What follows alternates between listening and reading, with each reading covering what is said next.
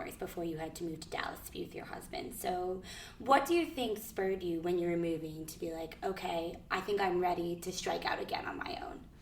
Well, I had already at that point worked as an entrepreneur. Secondly, I had already worked in corporate America at a Fortune 500. And then I went to work in the public sector. So I had really experienced all three sectors. And I really love the independence of being an entrepreneur. And not only that, but that you have the ability to shape your entire future 100%.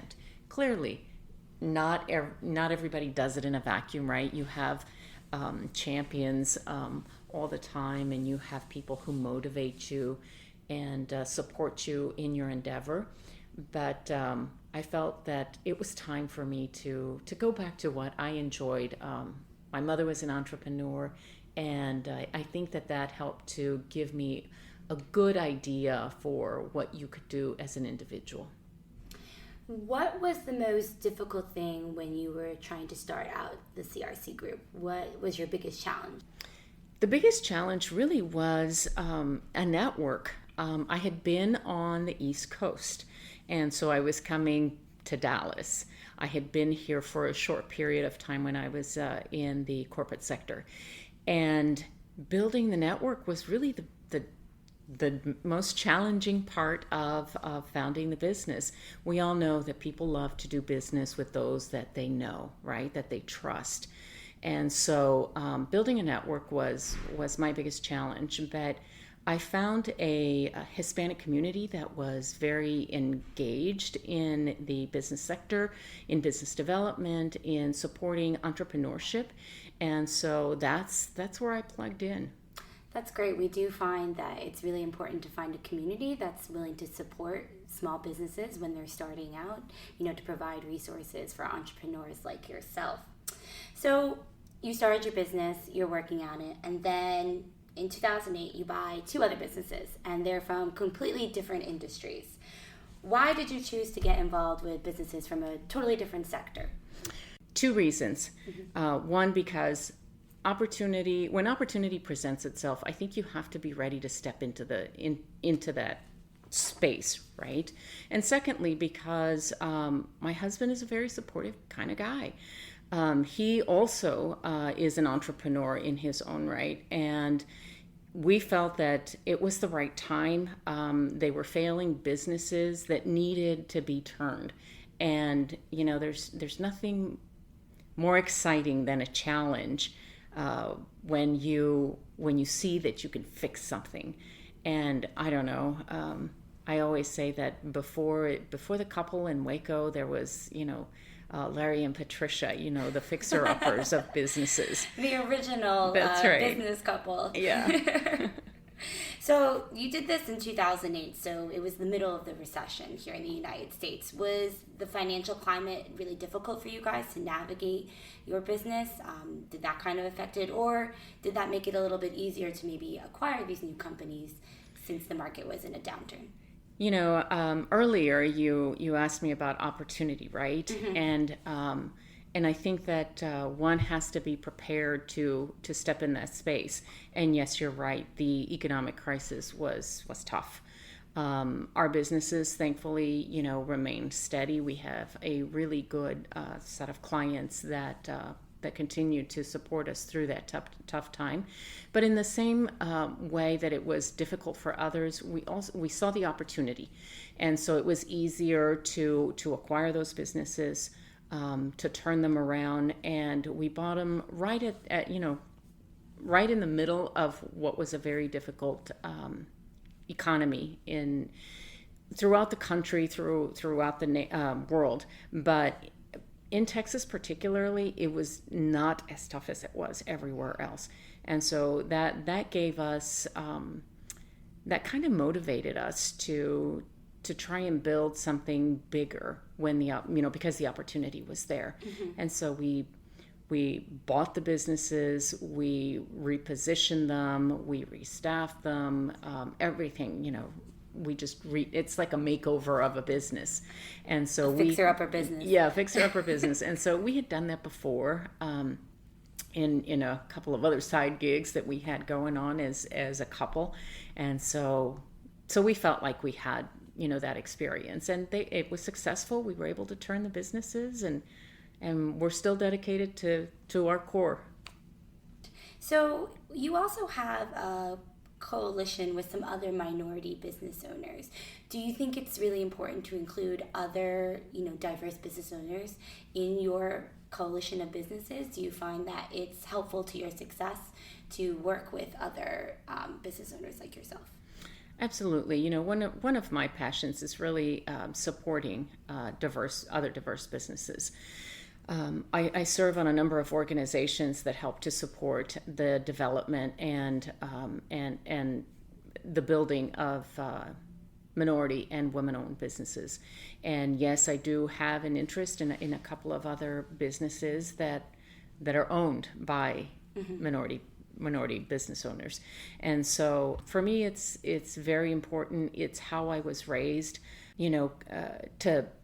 to focus on the community, to focus on making sure that you are true to who you are. My parents said that to me, when I was a little kid. Be sure that you know who you are at your core, so that you're not easily swayed by, whatever wind blows by at the time. And so for me, it's important to be able to support minority businesses. In some cases, we've taken partial ownership in some businesses. Not only do we do businesses with other diverse businesses, but we also hold ownership stake in other diverse businesses. And I think it's important. Yeah, the community aspect is really important when it comes to doing business. Nobody is alone out there in the world doing business. So you touched a little bit on, some advice from your mother. Can you tell us a little bit about, your childhood growing up and how your family experience has led into your professional experience? Sure. I come from a large family. I have 4 brothers and a sister. And my parents are immigrants to this country from Chihuahua, from Juarez, really, from the border. So I grew up in El Paso, Texas.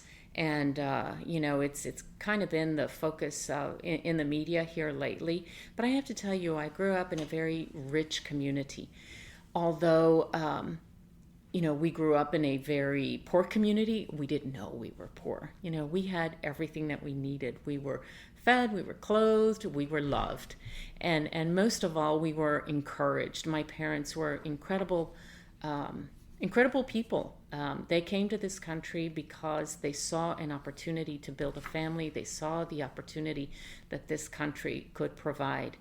And they continually encouraged us to do the best that we possibly could do. And that went everything from who are your friends, how do you conduct yourself at school, how do you what are the friends that you're choosing, what are the careers that you're choosing, and above all, education.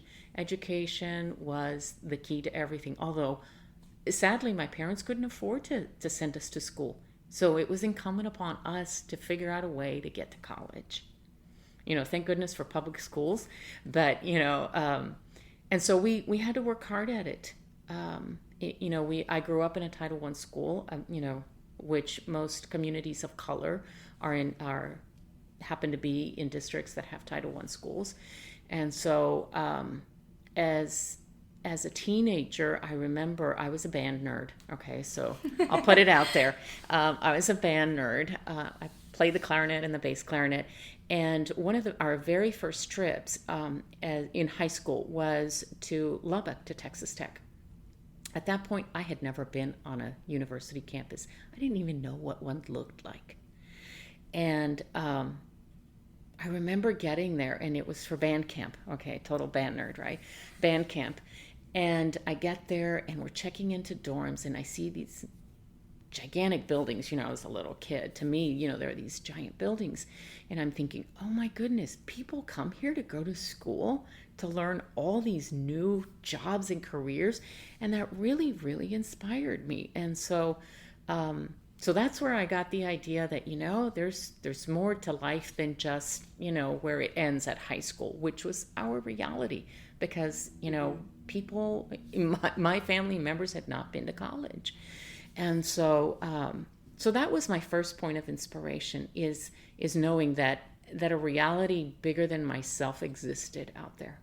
Yeah, that is really amazing. You see that a lot in immigrant communities, that your dreams are limited by what you know. And if you don't, I know. Yeah, if you don't know what else is out there, Yeah. if you're not, your parents didn't go to college, you don't know that you can go to college. You don't know that you can do so much extra. So it's really important for us to tell stories like yours so people can dream a little bigger. I know. And, for me, I support a couple of organizations in that way, because to me, it's super important that we expose young kids, it started in elementary school, that we expose young kids to what it's like to see beyond their circumstances. Yes, education and our early childhood experiences are so important to the kind of people we grow up to be. Can you talk a little bit about your mother? And she was an entrepreneur herself too, although in a different way than you are. But can you talk a little bit about how you first learned about business from her?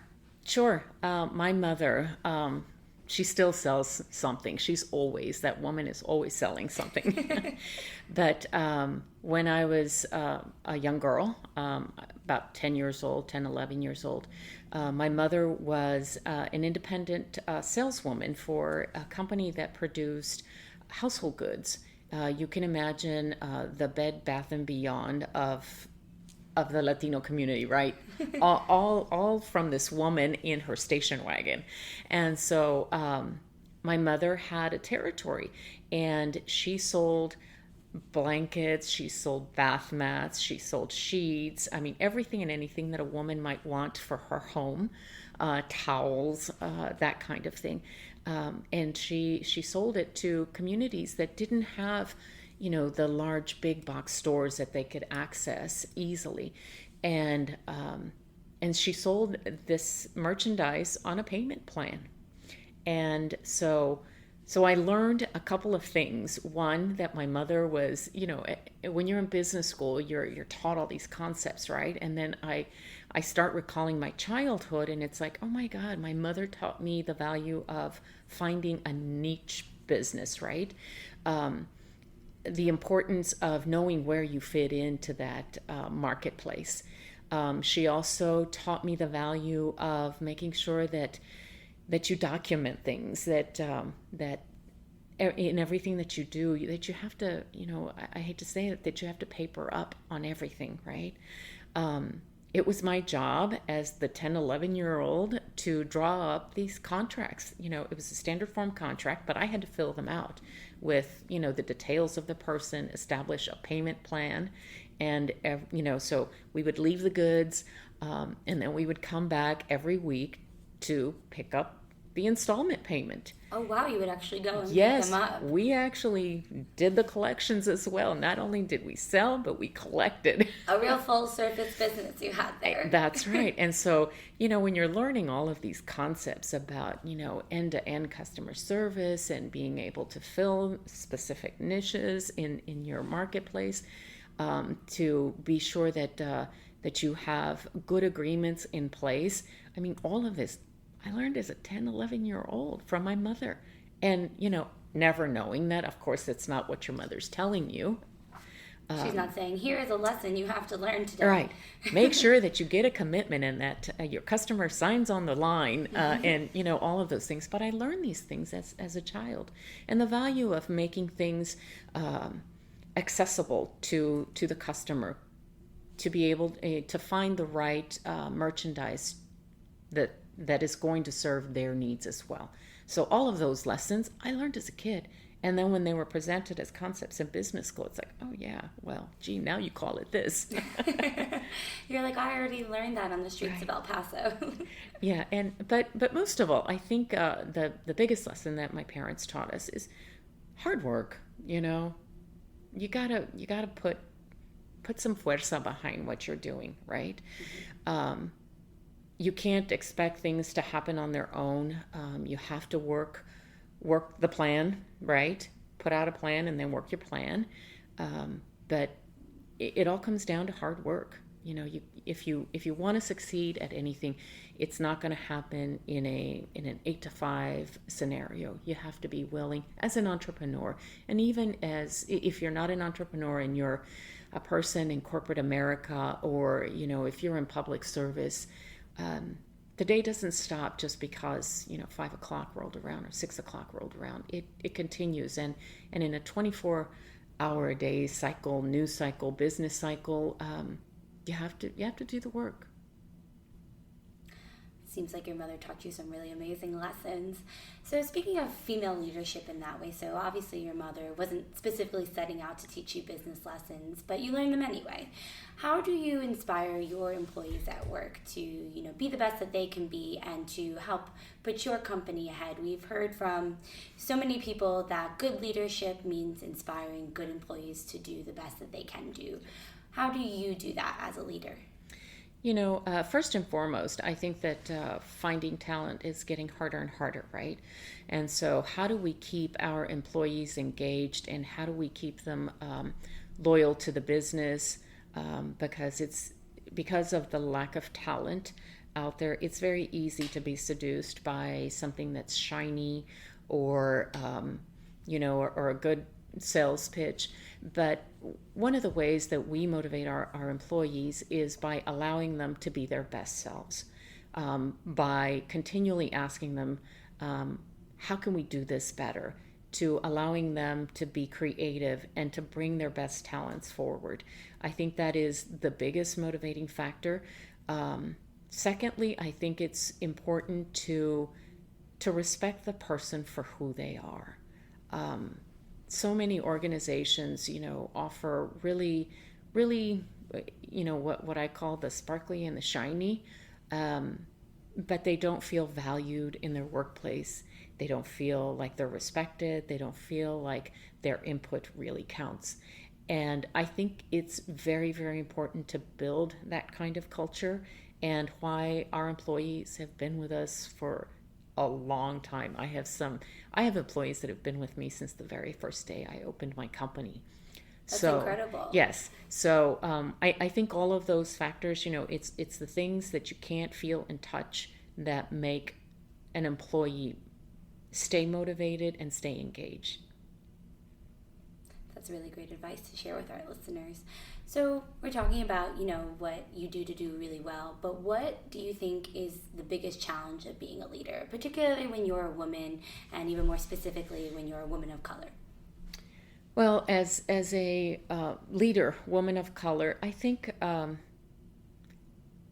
view the world a little differently than some folks, in the sense that I have typically been the one in the room, right? I'm either the woman in the room, mm-hmm. or I'm the person of color in the room. And so I've just gotten used to that. And I don't see it as a roadblock anymore. To me, it's become like, okay, this is like the challenge for today. It's like, I'm probably going to be the only woman. We also have another company in the construction industry. There are very few women in construction, and even less in an ownership position. And so, walking into a room, you have to know your stuff. I think that's the biggest challenge, is that you have to be prepared. And so from that standpoint, to me, it's a challenge. It's not so much a roadblock. And because it's a challenge, you have to be prepared when you walk in the room. You have to know your content. You have to know the position that you're representing. And as a woman, and as a woman of color, those things become very important. And I think that that not everybody views the world that way, but as women of color and women in leadership, that's one of the things that we know we have to do walking into the room. We have to be prepared. It's a calculus that goes on in Absolutely. your mind. Do you think that, you have 25 years in the business, do you think that it's starting to change a little bit, that maybe you're not always the only woman in the room or the only Latina? Maybe there's another person now. Do you think that the business environment is becoming more open to Latinas in leadership positions? Well, certainly, over the last 20 years, 25 years that I've been an entrepreneur and worked in a variety of sectors, it is changing. We continue to have some challenges, and here of late, sometimes the business environment can get a little challenging. I don't know how else to say it, just a little challenging. But it is changing. I'm hopeful because I see so many young Latinas, so many women of color who are beginning to find their voice. Not that they didn't know that they had a voice, but they are more willing to step up and say, yes, I want to be a part of this. Yes, I have this skill set. Yes, I have this talent. And I have these brilliant ideas. And I know that I can contribute as well. And so I am encouraged every day when I see incredible young women. The one organization that I'm very passionate about is the Women's Business Enterprise National Council, and they have a student entrepreneur program. And every single year when I come to the conference and I see these incredible women that are in college, freshmen in college, and they are establishing and founding their own businesses, incredibly creative solutions to everyday problems or challenges. And so I'm encouraged. I'm really encouraged. I think that the landscape for Latinas is so promising. The landscape for women of color is equally as promising. And one of the things that, I think can be a challenge is access to capital for women of color and for Latinas. But as an experienced, I will say an experienced, not an old business owner, an experienced business owner, we're beginning to be more intentional about tapping those sources, those resources. We have found a number of investment circles and investment organizations that invest in women in particular. And so every opportunity that I have, I make sure that I introduce those people, or that I bring those two, the business owner and or the investment group together, because it's important. It's important to give access to that network. Like I was talking about earlier, having a network that you can access is really, really important. And when you know where those resources are, it's incumbent upon us as leaders to make those connections. So you actually were a WBE Advocate of the Year from the Women's Business Enterprise National Council. Can you tell our listeners, how can you find an authentic mentorship? I think a lot of women face the challenge where it doesn't feel as natural as it does for men sometimes to find a mentor at work, and when you have a kind of a forced relationship, it doesn't feel as beneficial to you. What would be your advice to a young Latina out there who's trying to look for a mentor to figure out whether or not she'd like to start her own business? Well, there are organizations, obviously, that will pair you that way, right? Where it's sort of like a matchmaking. But there are also, if you're in a corporate environment, there are employee resource groups. And here of late, I think they have become an incredible resource for corporate women to become engaged in their employee resource groups. You can find a mentor that may be, 2, 3, 4, 5 levels up in your organization. But it has to feel natural in order for it to be a true mentorship. You can be paired, obviously, and you can have a single focus in that relationship. But allow yourself to be just a little bit vulnerable in that mentorship.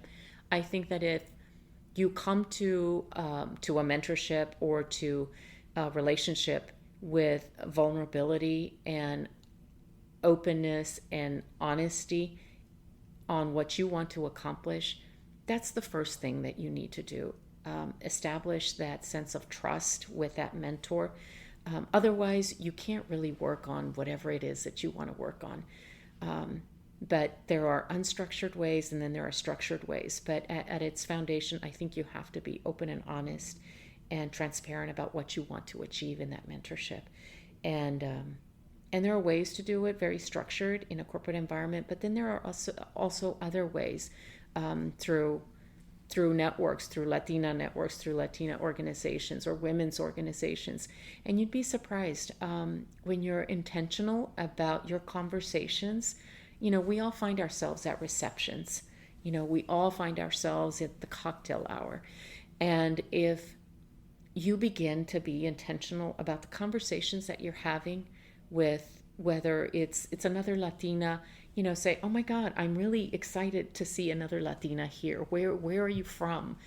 Tell me what your background is. I'm looking for some connections with other Latinas in this space.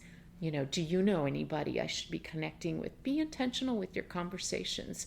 That's the first thing. And I think that as Latinas, sometimes, although we can be very outgoing, gregarious, and cheerful, sometimes in our business conversations, we tend to hold back, and I think it's time for us to give ourselves permission to put ourselves out there and say, this is what I want for me. This is what I want for myself and for my future. You're right. It's so important that, you serve as your own best advocate. Nobody will listen to you if you don't speak up for yourself. That's right, because the days of waiting for something to be given to you or for somebody to recognize you are gone. Those days are gone, and with so much technology being identified and recognized one-to-one is becoming increasingly difficult. So I think that being intentional and advocating for yourself is very important. So our final question that we always like to ask our entrepreneurs is, if you could give one piece of advice to our listeners looking to start their own businesses, what would it be? The most important thing that you have learned in all your years of business, if you could pick one thing. Gosh, there's so many, but I think that if I could pick one thing, is build relationships. Build relationships. Build a network. Without that network, you would be surprised. Without a network, you can't get anything done. You can't access opportunity. You can't access capital. You can't access resources for your business. Build a good network. And that starts when you're in high school. That starts when you're in college. Anytime you have an opportunity to engage with an organization that may be adjacent to the one that you're in, or that complements the one that you're in, build a network and relationships outside of what you do every day. It's vitally important. I go back to, the old adage that people do business with people that they like and trust.